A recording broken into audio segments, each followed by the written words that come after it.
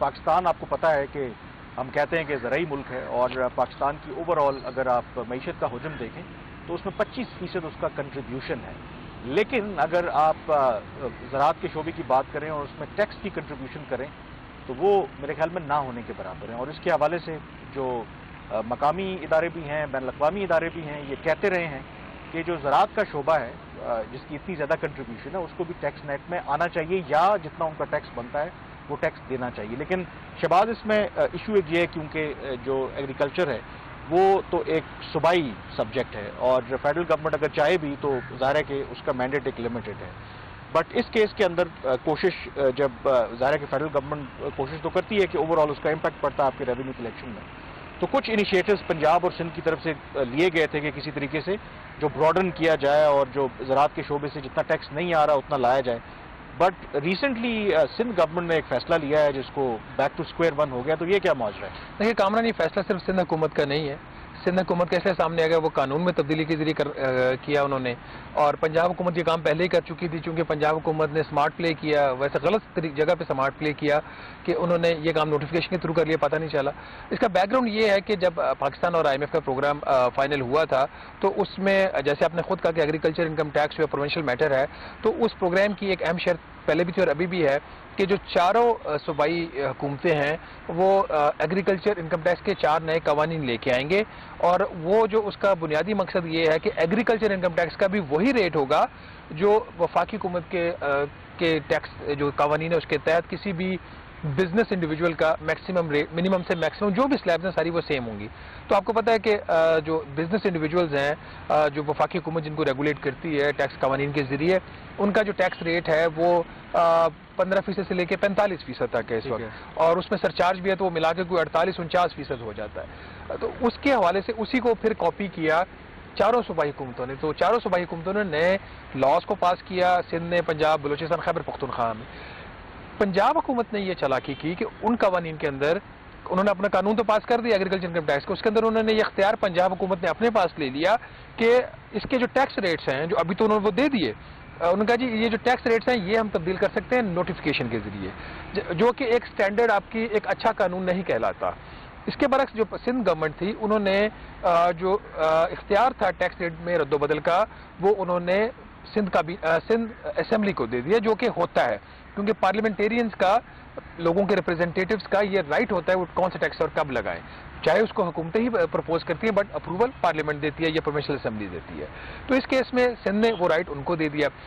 अब हुआ यह कि पंजाब की गवर्नमेंट ने खामोशी से उन टैक्स रेट्स में तब्दीली कर दी। ये जो कानून था नए टैक्स रेट्स, जो ओल्ड रेट्स थे वो 5% से 15% तक थे, और 5% भी 12 लाख रुपए की सालाना इनकम के बाद लगता था। तो आमतौर पर फेडरल गवर्नमेंट के अंदर तो वो 15% का रेट है वहां पे। तो इन्होंने ये किया कि अक्टूबर 2024 तक ये नए कवानीन पास करेंगे और 1 जनवरी 2025 से नए कानून का इतलाक होगा, और उसकी जो कलेक्शन होगी वो जुलाई 2026 को जनवरी 2025 से लेकर जून 2025 तक की पीरियड की कलेक्शन होगी।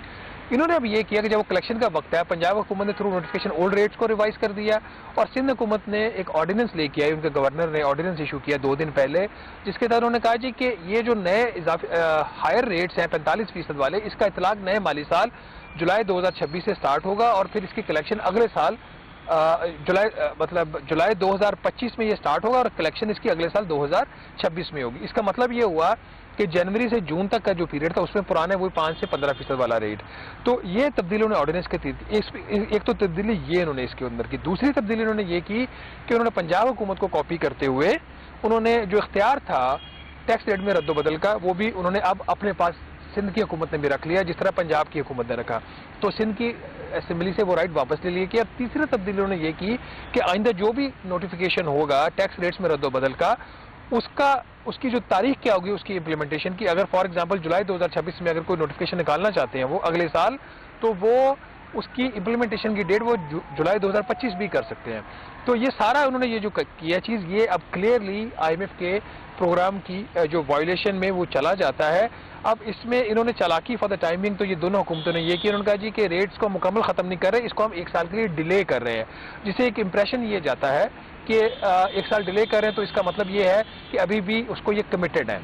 और जो वजह दे रही है सिंध हुकूमत इस हवाले से कि हमने ये क्यों किया, वो वजह ये दे रहे हैं कि जनवरी से जो उन्होंने कहा जी पूरा माली साल होता है, तो माली साल जून टू जुलाई होता है, तो जनवरी से हम उसको नए रेट्स को कैसे इतला करेंगे, उसका इतला करेंगे। हालांकि ये बात नहीं है, ये इनको लॉ बनाते हुए भी पता थी और शर्त तय करते हुए पता थी। मकसद सिर्फ इतना था कि हमने ये वाला जो रेट है, नए रेट्स जो है वो हमने इम्प्लीमेंट नहीं करने, उसमें फॉर द टाइमिंग वो कामयाब हो गए। चलें यहाँ पे मेरे ख्याल में ब्रेक लेते हैं, और ब्रेक के बाद जैसे आप जिक्र कर रहे थे कि ये क्लियरली जो IMF की शर्त है उसकी यहाँ पर वायलेशन की है, तो IMF फिर किस तरीके से रिएक्ट कर सकता है। ब्रेक से पहले हम जिक्र कर रहे थे कि कैसे जो सूबाई हुकूमतें हैं, खास करके सिंध और पंजाब, जो ज़राअत के ऊपर टैक्स लगाने का उन्होंने पहले एक इक़दाम लिया था, अब उसको ताख़ीर है या डिले कर दिया है। और जो आप जिक्र कर रहे थे कि ये IMF की भी शर्त है कि आप जो तमाम सेक्टर्स हैं और ख़ास करके ज़राअत का शोबा जिसकी 25% कंट्रीब्यूशन है पाकिस्तान की इकॉनमी में, तो उसको भी टैक्स नेट में लाया जाए। तो क्लियरली यहाँ पर तो आप कह रहे हैं कि इन कॉन्फ्लिक्ट विद IMF है, तो IMF कैसे रिएक्ट कर सकता है? क्या जो हमारा ये करंट प्रोग्राम है उस पर कोई असर पड़ सकता है उसका? देखिए, मेरी अभी जो इतला है इसके हवाले से वफाकी हुकूमत का तो वजारत खजाना का ये दावा है कि कोई इसका ब्रीच नहीं हुआ IMF के प्रोग्राम का। ये प्रोग्राम के साथ अभी भी कमिटेड है, ये हो नहीं सकता था, इसमें प्रैक्टिकल डिफिकल्टीज थी, और सिंध हुकूमत और पंजाब हुकूमत जो है वो IMF के साथ राब्ते में है और IMF इसके ऊपर ऑन बोर्ड है। लेकिन ऐसा नहीं है कि IMF ऑन बोर्ड है। IMF इस हद तक तो ऑन बोर्ड है, वो इसको सीरियस ब्रीच तो नहीं ले रहे इन अ सेंस कि अभी भी ये कमिटेड और अगले साल ये कर लेंगे। लेकिन जो मेरी इतला है, IMF इस चीज़ को ब्रीच ले रहा है कि इन्होंने जनवरी 2025 से जो चीज़ इंप्लीमेंट करनी थी उसको जुलाई 2025 में ले गए, और जो कि अगले साल जाकर फिर इसकी कलेक्शन होगी, एक साल का इसमें पूरा डिले है, तो ये ब्रीच में आता है। इसके हवाले से अभी IMF ने हतमी अपनी जो पोजीशन इनको नहीं दी, लेकिन जो सिंध गवर्नमेंट और पंजाब गवर्नमेंट है वो इस हवाले से IMF से बात कर रही है, और IMF भी इनके साथ डिस्कशन के अंदर है। इसका कोई रास्ता तलाश करने की कोशिश ये कर रहे हैं। मेरी अगेन ये है जो वजारत खजाना का इसके हवाले से है कि वो सिंध हुकूमत से राब्ते में है कि देख सके किसी तरीके से जो ऑर्डिनेंस है इसमें कुछ तब्दीली कर दी जाए, ताकि IMF का जो कंसर्न हो। बट एक जो चीज़ सिंध हुकूमत के कुछ लोगों से मेरी बात उनके हवाले से सामने कहा जी कि ये ऑर्डिनेंस तो अभी आया है, हमारी जो majority of the not majority अगर क्लोज टू जो हाफ है ऑफ द टोटल जो टैक्स पे जो भी है वहाँ पे ज़राअत से रिलेटेड, वो कहते हैं अपना नए रेट्स के ऊपर अपना जो टैक्स है वो जमा करवा चुके हैं। प्रॉब्लम यहाँ पे अब ये आएगा, अगर वो नए रेट के ऊपर टैक्स जमा भी करवा चुके हैं तो ये जो ऑर्डिनेंस आया इसका इतलाक 1 जनवरी 2025 से होगा, तो अगर कोई जमा करवा भी चुका है उसको ये पैसा वापस जाएगा। जो एक मौक़िफ़ ले रही है सिंध हुकूमत, पंजाब के पंजाब ने किया तो हमने किया। दूसरे कि वहाँ पे जो आबादगार उनकी एक ऑर्गेनाइजेशन है जो किसानों के हकूक़ की बात करती है, उनकी तरफ से सिंध के चीफ मिनिस्टर को ये ख़त लिखा गया था कि पंजाब हुकूमत इस चीज़ को ऑलरेडी डिले कर चुकी है, तो आप क्यों डिले नहीं करते, आप भी इसको डिले करें, पंजाब हुकूमत को फॉलो करें। 1 और 2 उन्होंने कहा जी कि हमें प्रैक्टिकल डिफिकल्टी है, हम जनवरी से इसको कैसे अप्लाई करें। हैविंग सेड दैट, इस वक्त लग ये रहा है कि शायद इसके ऊपर भी मुकम्मल हो जाए। लेकिन ये मैं जो यहाँ पर जो आम सारी बातें हमने की हैं, क्या ज़राअत के शोबे पर इस पे हवाले से बहुत से कहा जाता रहा है कि टैक्स लगाना चाहिए। एक जो व्यू है वो ये है क्योंकि इस शोबे पर इसलिए टैक्स उस तरीके से नहीं लगता क्योंकि वेस्टेड इंटरेस्ट हैं, बहुत से लोग, ये हमारे पीछे पार्लियामेंट है, बड़े बड़े जागीरदार भी हैं, ज़मींदार भी हैं, और इन्होंने ही कानून साजी करनी होती है, तो ये अपने मफादात को क्यों नुकसान पहुँचाएंगे। तो यहाँ पर भी आपको यही वेस्टेड इंटरेस्ट नज़र आता है? एब्सोल्युटली ये वेस्टेड इंटरेस्ट ही है, तो ये डिले हुआ है, वरना कोई वजह नहीं थी। क्योंकि जब ये कवानीन बने थे, जब ये मामला IMF के साथ तय पाए थे, उस वक्त सबको पता था ना कि जनवरी से इसका इतलाक होगा। उस वक्त इनके ज़हन में ये बात नहीं आई थी कि प्रैक्टिकल डिफिकल्टी होगी। और सबसे बड़ी बात नीयत की जो बात है यही से रिफ्लेक्ट हो जाती है कि जो भी इनकम टैक्स रेट होता है वो कानून में चेंज होता है। ये इसके जरिए नोटिफिकेशन के जरिए जब आप टैक्स रेट खामोशी से चेंज कर लें, अभी भी क्यों हमें पता चला है, हमें इसलिए पता चला कि सिंध हुकूमत को ऑर्डिनेंस करना पड़ा रेट में तब्दीली के लिए। तो अगर ये नोटिफिकेशन करना होता, ये नोटिफिकेशन करके दराज में रख लेते, मैं सिंध के नोटिफिकेशन का, कराची के नोटिफिकेशन का मुझे यहाँ इस्लामाबाद में बैठ के कैसे पता चलेगा, अंटिल कि वहाँ का मीडिया इसको डिग आउट कर, वो भी इस तरह के नोटिफिकेशन को बड़ा एक छुपाया जाता है। तो नीयत का यहाँ पे बिल्कुल एक सवाल है, ये नहीं करना चाहते। अगर कोई क्लास कामरान इस वक्त ज़ेर ताब है वो सिर्फ तनख्वाहदार तबके, और तनख्वाहदार तबके के हवाले से जिस किस्म की ट्वीट्स वजारत खजाना की तरफ से अभी रिसेंटली किए गए, फेडरल बोर्ड ऑफ रेवेन्यू की फेडरल बोर्ड ऑफ रेवेन्यू की तरफ से किए गए, वो क्लियरली शो करता है कि इनको अंदाज़ा ही नहीं है कि सैलरीड क्लास की क्या मुश्किलात हैं। सैलरीड क्लास ने पिछले साल कितना टैक्स दिया वो भी नंबर कामरान रिवाइज हो चुका है। हमने जो पहले 555 अरब रुपए का नंबर दिया था वो प्रोविजनल था, उसमें अब अच्छा खासा इजाफा हो चुका है। मेरा ख्याल है हतमी नंबर कल के प्रोग्राम में बताएंगे तो वो बड़ा इंटरेस्टिंग होगा।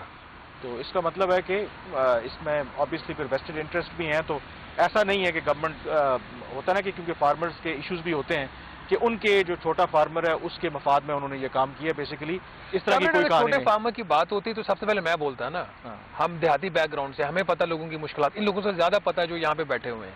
टेक्नोक्रेट से मुझे शायद और आपको शायद ज्यादा पता होगा, हमने आधी जिंदगी देहातों में गुजारी है।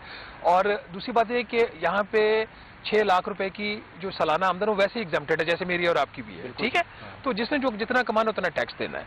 तो पाकिस्तान की जो फार्मिंग कम्युनिटी है उसकी ओवरवेलमिंग मेजॉरिटी, मतलब मोर देन 3/4 वो वैसे ही इसके जो टैक्स के जो इतलाक से उससे निकल जाती है। किसान कमा बेचारा कितना रहा है इस मुल्क के अंदर, किसान की कोई आमदन नहीं इतनी बड़ी जिसको तकलीफ होगी टैक्स देने। छोटा फार्मर है ना, छोटा फार्मर अब 91% या 90% जो मुल्क के किसान है उनके पास 12.5 एकड़ से कम जमीन है।